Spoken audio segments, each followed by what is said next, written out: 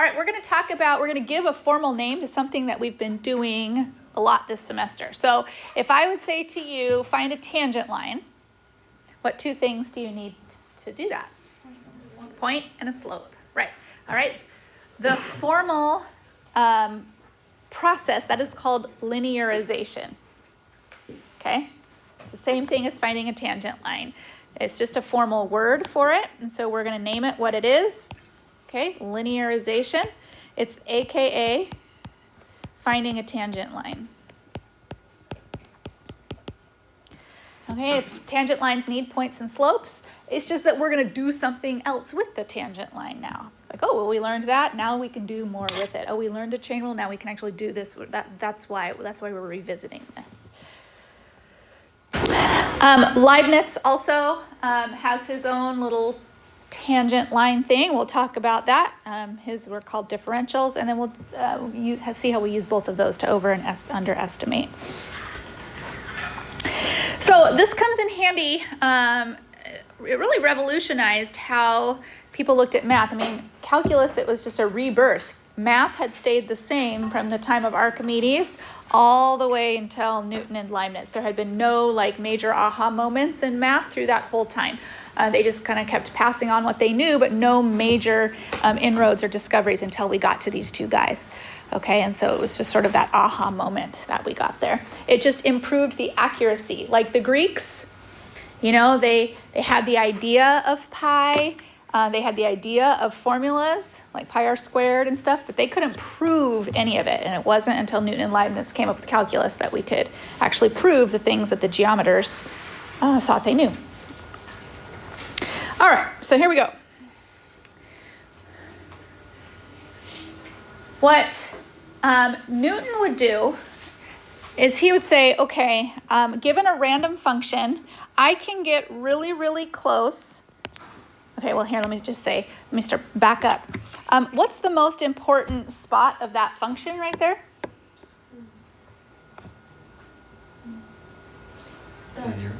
The zero, okay? This is the most important point, okay, of this function, okay? And so they would go, I want to know where that is. Now, sometimes that works out easily. You can factor, and wow, it worked out great.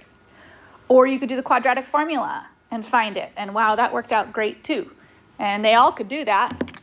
But what if factoring only works if it factors, and the quadratic formula only works when? Oh, the discriminator. Well, if it's what kind of an equation? Oh, a quadratic. A quadratic. It's got to be a quadratic, okay? Otherwise, you got to learn the cubic formula, which is a really big mess. But what if it's a log? And what if it's an exponential? And it really only, so we needed something else. All right, so what Newton did, assuming that point was an irrational point that was hard to find, Newton would find a different point. And he would say, okay, I'm going to find this one, and this is going to be an easier point for me to find. Okay, he would pick something that had nice round whole numbers. And what he would do is he'd calculate the tangent line right there, because he knew calculus now. So he could come up with the tangent line. And he'd sketch his tangent line, and his tangent line would come down and hit. And then they'd measure the gap of how far away they were.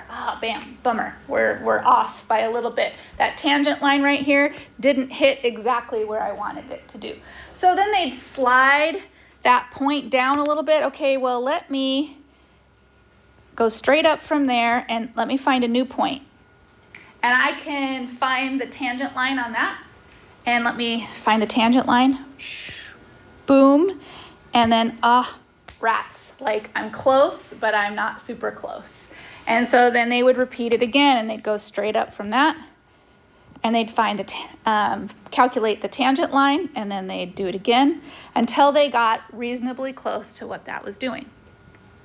You know how on your calculator, when you do second trace and your calculator asks you for a left bound and a right bound, you know that process? This is exactly what your calculator is doing. You are giving your calculator a spot to start at. When you tell it the right bound, it starts here. And it also needs a left bound, and the left bound would start it down here. And then your calculator at lightning fast speeds is calculating tangent lines. Boom, boom, boom, boom, boom, boom, boom, until the two tangent lines from both directions intersect at the same spot, and then it knows it's found its 0. And as long as it takes you to go left bound, right bound, guess, enter, and then it's done it.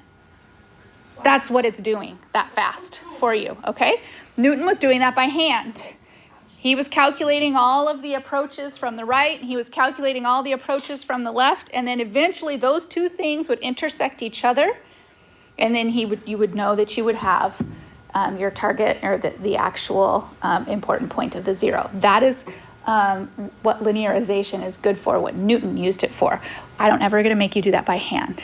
Okay, but I want you to appreciate what's going on, the smart people who are programming our calculators. Okay, and that happened in the 80s. Okay, because I went through high school 80s and college in the 90s, and I didn't have a graphing calculator. And when I got to teach here at Valley, I got my first graphing calculator, but I do this by hand. Okay, until we came up with it. It's a laborious process. All right. Yeah. You guys are, so then, but my problems were way easier. You guys get harder problems because you're holding a computer in your hand, okay? All right. So that's called the linearization process, okay? So you find your slope. You found your slope first. Find your point first. Your point will be a comma f of a. That's x and y. You find your slope, which would be f prime of a. And once you have your point and your slope together, your equation would become y minus f of a equals f prime of a, that's the slope, times x minus a. This is the point slope equation. And most commonly, you'll see y by itself. Okay, so what would you do to get y alone? Add. Okay, so you'll see the slope in the front, and then you'll see added f of a at the end. Okay, this is just the point slope equation. It's what we've done dozens of times already.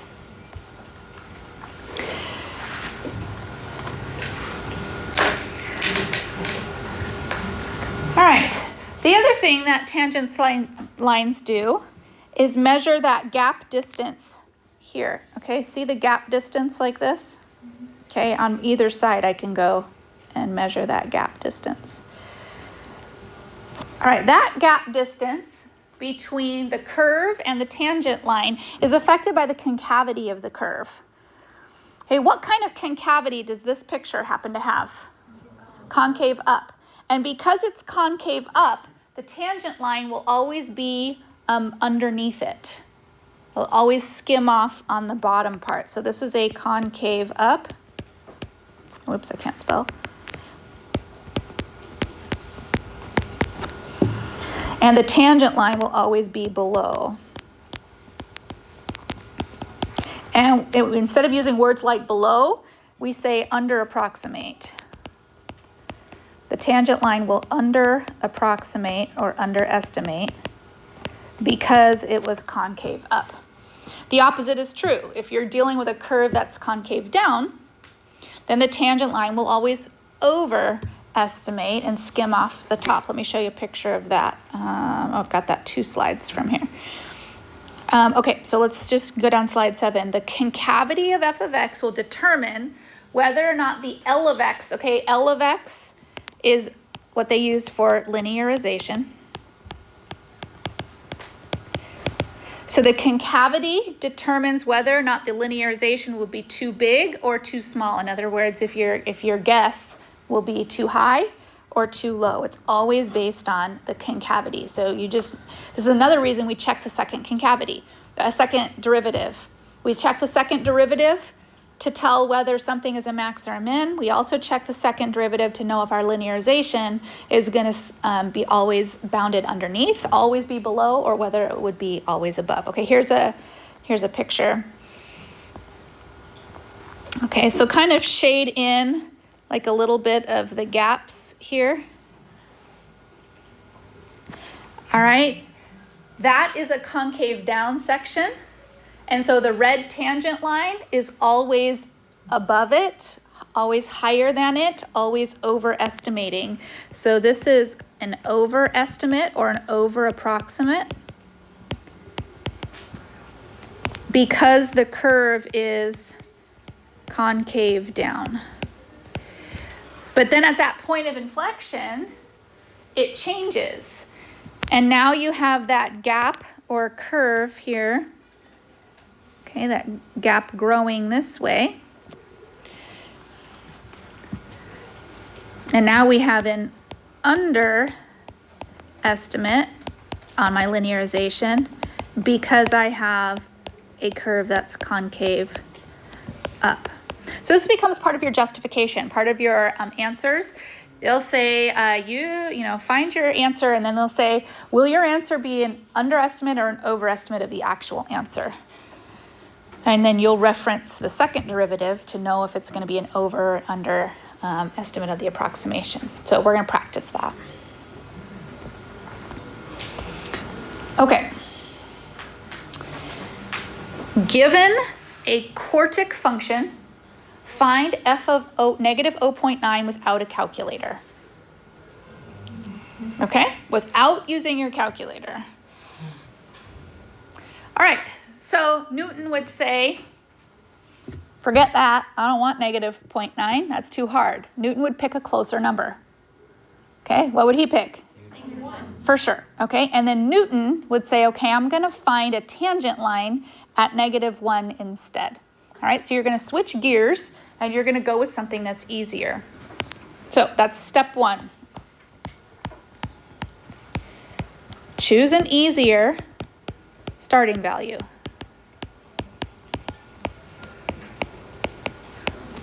And we're going to pick x equals -1. We're going to find our point, and we're going to find our slope. All right, what would the point be? Again, no calculator, but it's just -1. You can plug in -1, right? What do we get? 2 minus 4 minus 3. So how much? -5, okay? And then slope. What can we have there?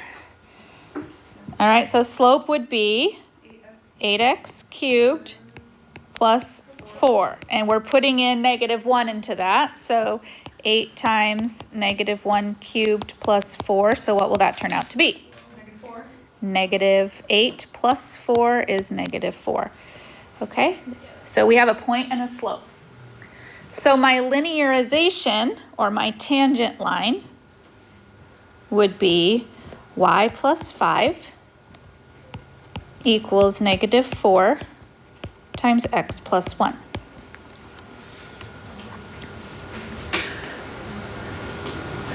Okay, now plug 0.9 into that.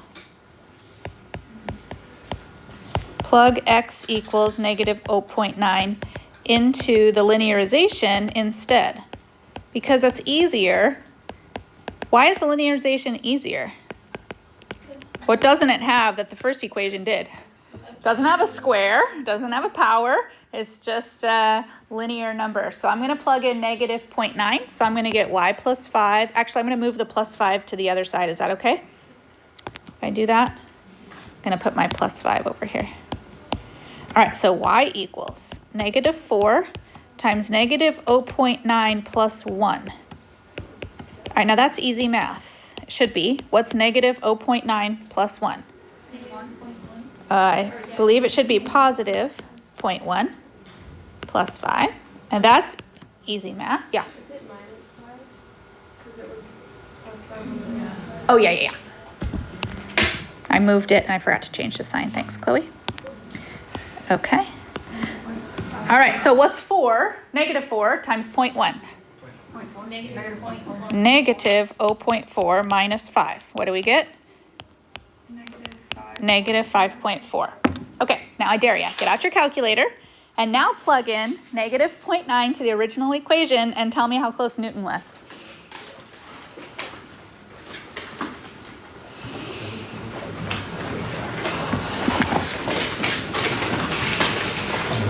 Plug in the linearization of the original function. No, into the original, do it with a calculator, okay? So the first, we did find f of 0.9 without a calculator. Now I'm telling you, you can use a calculator.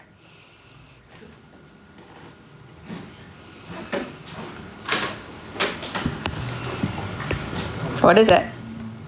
So negative 0.2 times negative 0.9 to the fourth plus 4 times negative 0.9 minus 5. Negative 5.2878. Okay. So compared to the actual negative 5 point, say it again. 2878. All right, so we'll say 5.3. All right, so Newton got 5.4 and the actual answer was 5.3. Okay, not too bad, not too shabby for Newton. Yes, sir. Yeah, Ethan? No, I think I Plugged the wrong thing in? Okay. Yeah. So we're just finding the answer close to the real. We're estimating as if, yeah, back in the, like when Newton couldn't do it with a calculator, he would say, I'm going to do it without a calculator, and this is his method of estimating.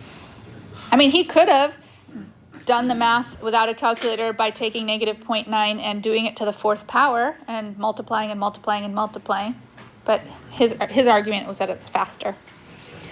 Okay, we already did that. Okay, we already did that. All right, will this have overestimated or underestimated the actual value? We already know what kind of estimate it was, right? He said negative 5 point what? 4, and what did it actually turn out to be? Negative 5.3, so it was an overestimate. Okay, how would you have known it was going to be an overestimate? Concavity. Let's check the concavity. Okay. Wait, it'd be an under. Oh, now we're talking negative numbers, other way around, right? Sorry, it was negative. Okay, so it's going to be it was an underestimate. So we had 8x cubed plus 4, and then the second derivative is 24x squared. So no matter what you plug into that second derivative, what will always happen to it? Yeah, because a square is always going to be positive. So this means it has positive concavity. And a positive concavity always means underestimation by a little bit.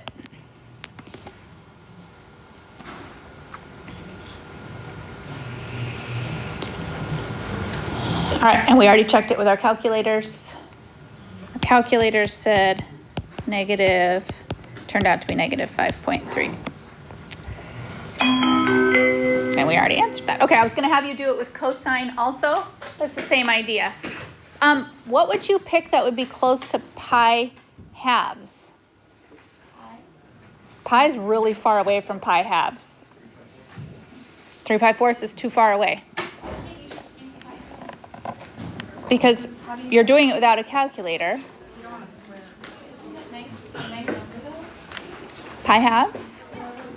Only if you have a radian mode, then you can type in what that is.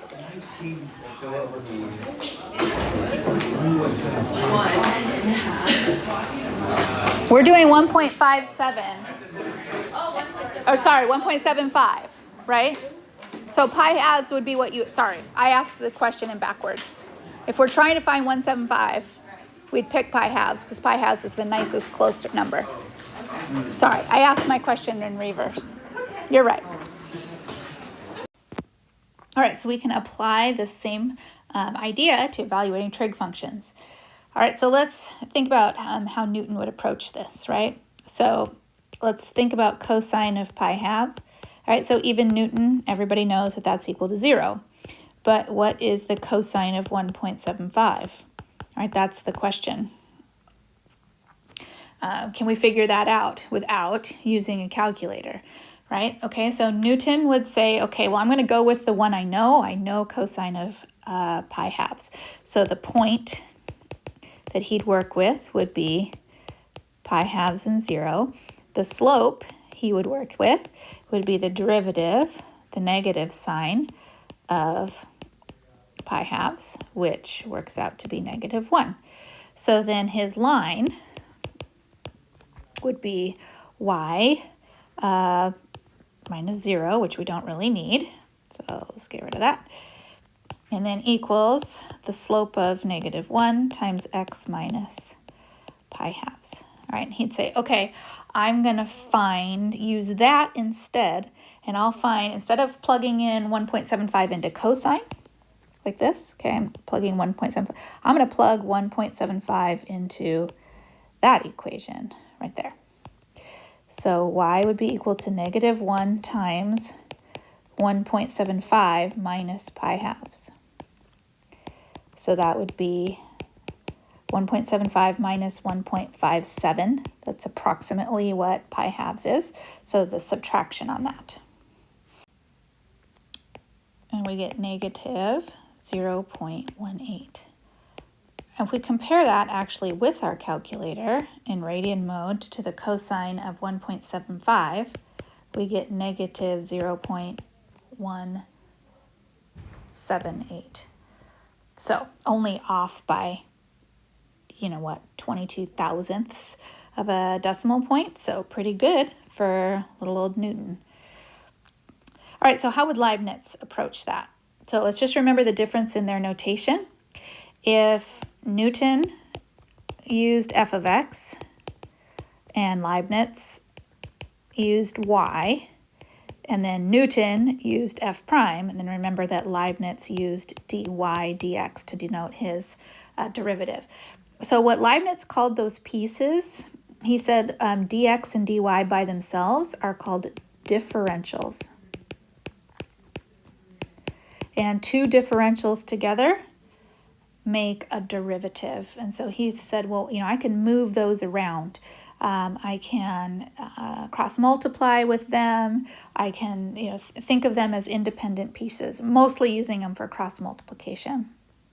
So what that would look like mathematically if you had a derivative, say it turned out to be equal to 5x, let's say that. Okay, you could cross multiply here, and those pieces, the dy dx's, could be separated from each other. So dy would be equal to 5x times dx, and those pieces you could just manipulate them. All right, what in terms of what they mean, okay, dy dx, remember, means slope. But dy by itself means how much y changed individually, separately from x. And then the dx would be how much the x changed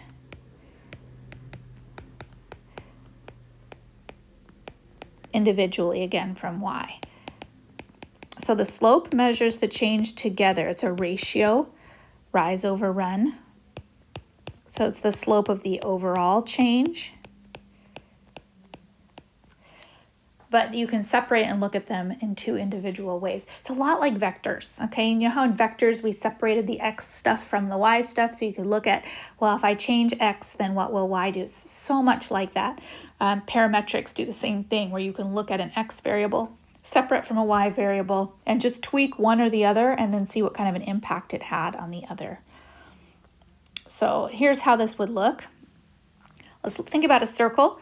So geometrically, we're thinking about a circle's area. So A equals pi r squared. And then we want to estimate how much the area itself would change. So we look at the overall change. That would be dA respected to the other variable. So the other variable in this case would be r. So it would be dA dr equals. And then when we take the derivative, since pi is a constant, the 2 is going to go out to the front. And so we would have 2 pi r.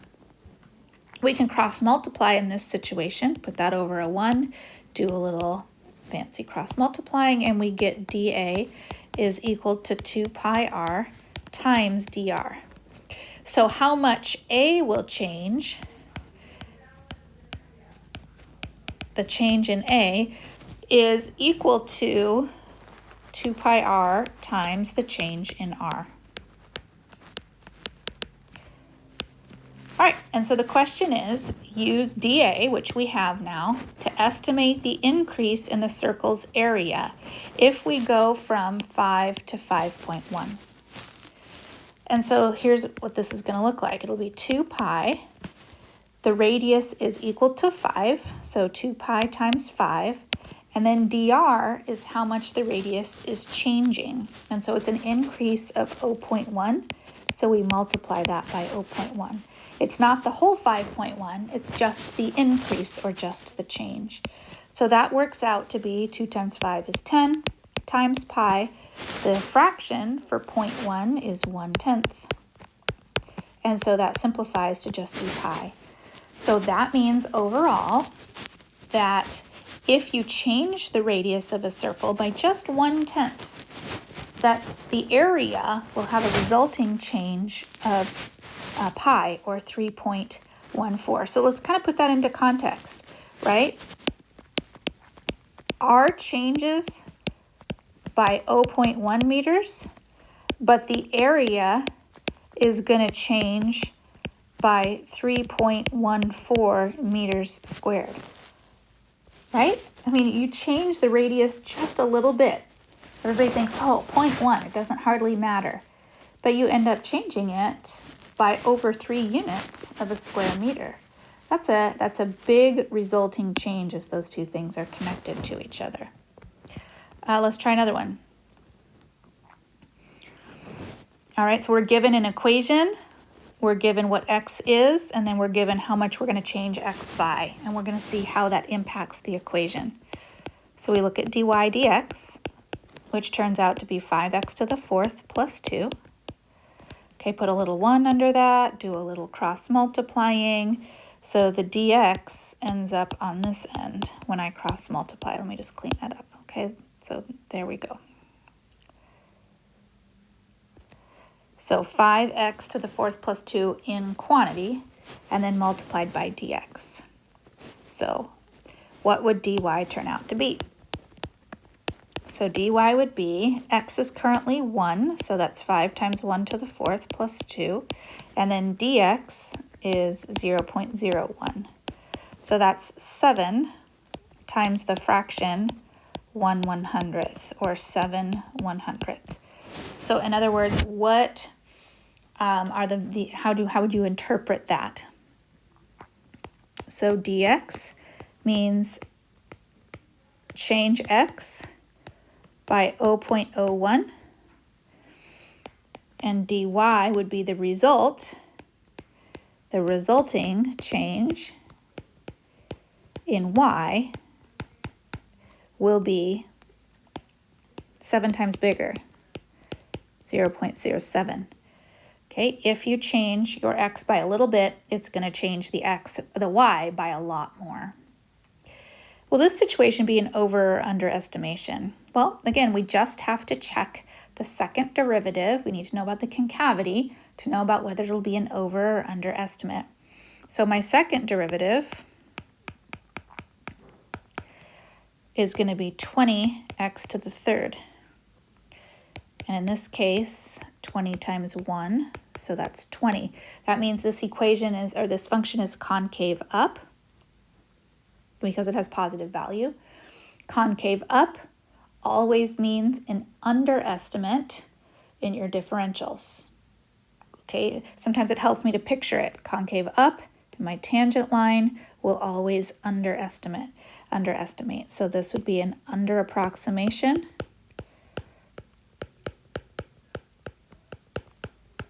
of the actual value. So what that means is if we're predicting that a change of x by 0.01, so a lot of engineers will do this. If I change the size of this hole by 0.1, how will that impact, what comes next? So we're saying, all right, if you change this variable by 0.01, it will have a resulting change, a predicted change of a factor of 7 larger, so 0.07 in y, and we think that's going to be an underestimate of the change, so it's actually probably going to impact it even more, okay, even higher than what it originally was. So that's what you use the second derivative for. All right, I look forward to starting our very last lesson of the whole semester with you tomorrow, and we'll take a couple days to get through that. All right, so see you on Tuesday.